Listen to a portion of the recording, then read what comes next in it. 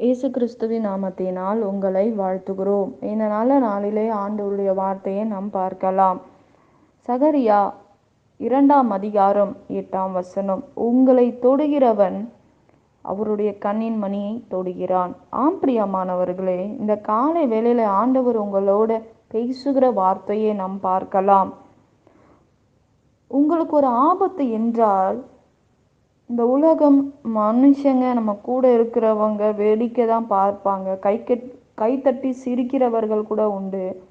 நம்ம கூடிய அன்பா இருப்பாங்க. ஆனால் நமக்கு ஒரு பிரச்சனை வரும்போது நமக்கு உதவி செய்ய தேவையில்லை, ஆனால் நமக்கு உபத்திரவமான காரியங்களை செய்கிறதை நாம் பார்க்கிறோம். எத்தனையோ பேர் சோர்ந்து போகிற காரியம் என்னவென்றால், என் கூடயே இருந்தாங்க ஆனால் எனக்கு இப்படி பண்ணிட்டாங்க, என் கூடயே இருந்தாங்க என் கணவர் இப்படி பண்ணிட்டாரு, என் கூடயே இருந்த என் மனைவி இப்படி பண்ணிட்டாங்க, எங்கள் அப்பா அம்மா என்னை ஏமாத்திட்டாங்க, சொத்து தருகிற விஷயத்துல என்னை ஏமாத்திட்டாங்க என்ன சொல்லுகிற காரியங்களை நம்ம பார்க்குறோம்.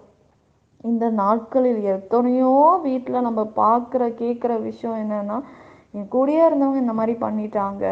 ஏன்னா அவங்கள நம்ம ரொம்ப நம்புவோம். ஆனால் ஆண்டவர் சொல்றாரு, உங்களை தொடுகிறவன் அவருடைய கண்ணின் மணியை தொடுகிறான் என்று வேதம் சொல்லுகிறது. எந்த ஆபத்து வந்தாலும் மனிதன் உன்னை வேடிக்கை பார்ப்பார்கள், வேடிக்கை பொருளாக உன்னை மாற்றி விடுவார்கள். ஆனால் தேவன் அப்படிப்பட்ட தேவன் அல்ல.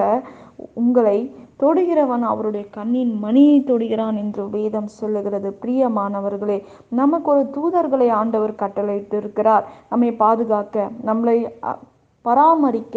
தாயின் கருவிலே ஆண்டவர் நம்மை பாதுகாத்து வந்த தேவன், நம்முடைய உறுப்புகளை உருவாக்கின தேவன். உருவாக்குற வல்லமையினால் ஆண்டவர் அதை உருவாக்கினார். கண்களை உருவாக்கி இருக்கிற அநேக உறுப்புகளை ஆண்டவர் உருவாக்கி அதை பாதுகாத்த தேவனாய் இருக்கிறார். இன்றைக்கு நாம் உயிரோடு இருப்பது ஆண்டவருடைய கிருபை. அவர் இல்லை என்றால் நம் இந்த உலகத்தில் வாழவே முடியாது. பிரியமானவர்களே, இந்த நாளிலே தேவ தூதனை நமக்காக ஏற்படுத்தி இருக்கிறார், நம்மை பாதுகாக்கும்படி, நம்மை நடத்தும்படி, நம்மை போஷிக்கும்படி. அவர் எப்படிப்பட்ட ஒரு அன்புள்ள தேவன் தெரியுமா? அவர் எப்படிப்பட்ட ஒரு தகப்பன் நமக்கு தெரியுமா? ஆனால் அவர் நமக்கு ஒரு நண்பனாய் இருக்கிறார்.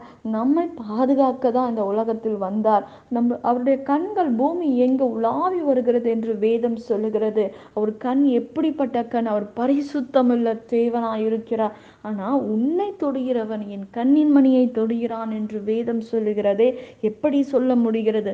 ஆனால் நம்மேல் வைத்திருக்கிற அன்பின் நிமித்தமாக தான் இப்படிப்பட்ட காரியங்கள் வேதத்தில் சொல்ல முடியும். ஆண்டவர் நம்மோடு பேசிக்கொண்டு இருக்கிறார். பிரியமானவர்களே, இந்த நாட்களிலே ஆனால் வேதம் சொல்லுகிறது, ஆபத்திலே அவரே உங்களோடு இருந்து உங்களை தப்புவித்து கனப்படுத்துவார். ஆகவே உங்களை சூழ்ந்து நிற்கிற எப்படிப்பட்ட காரியமா இருந்தாலும் உலகத்தில் இருக்கிறவனிலும் உங்களுக்குள் இருக்கிற தேவன் பெரியவர் என்பதை நாம் மறந்துவிடக்கூடாது.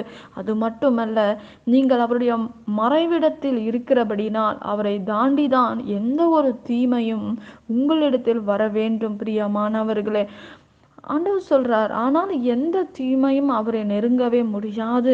இந்த நாளிலே என் பக்கத்தில் 1000 பேரும் என் வலது புறத்தில் 10,000 பேரும் விழுந்தாலும் அது என்னை அணுகாது என்று வேதம் சொல்லுகிறது. பிரியமானவர்களே, இந்த நாளிலே உன்னை காக்கிற தேவன் உறங்குவதில்லை என்று நாம் பார்க்கிறோம்.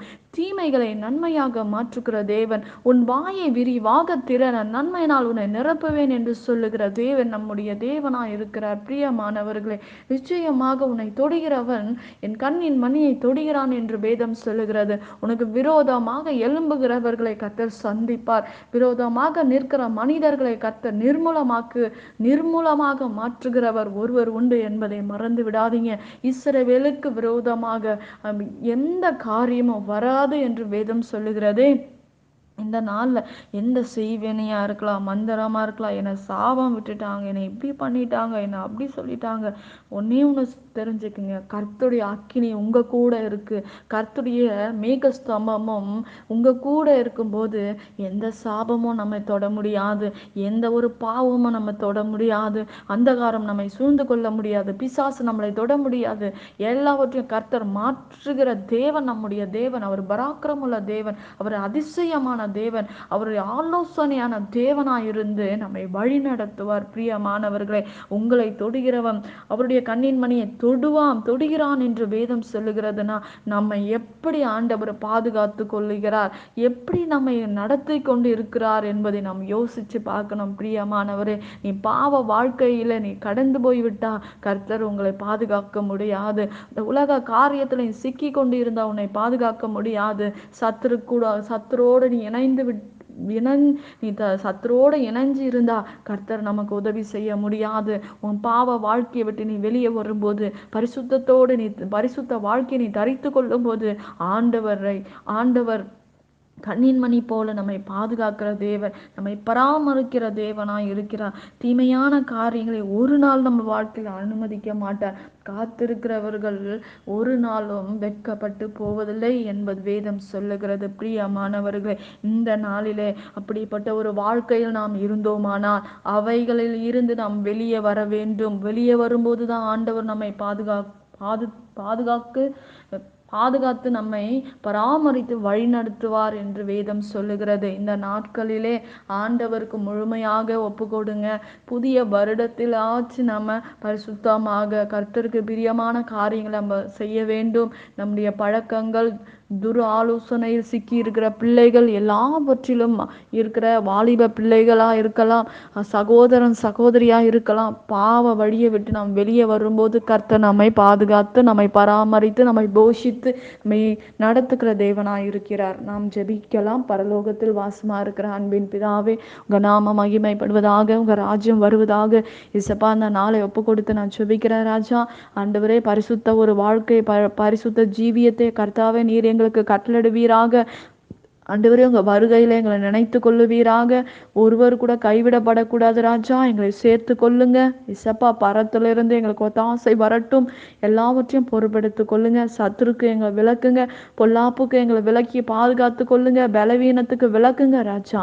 சகலவற்றையும் பொறுப்பெடுத்து கொள்ளுங்க. வழி நடத்துங்க. இயேசுவின் நாமத்தில் வேண்டுகிறோம் எங்க நல்ல பிதாவே. ஆமேன். கர்த்தர் தாமே உங்களை ஆசிர்வதிப்பாராக. ஆமேன்.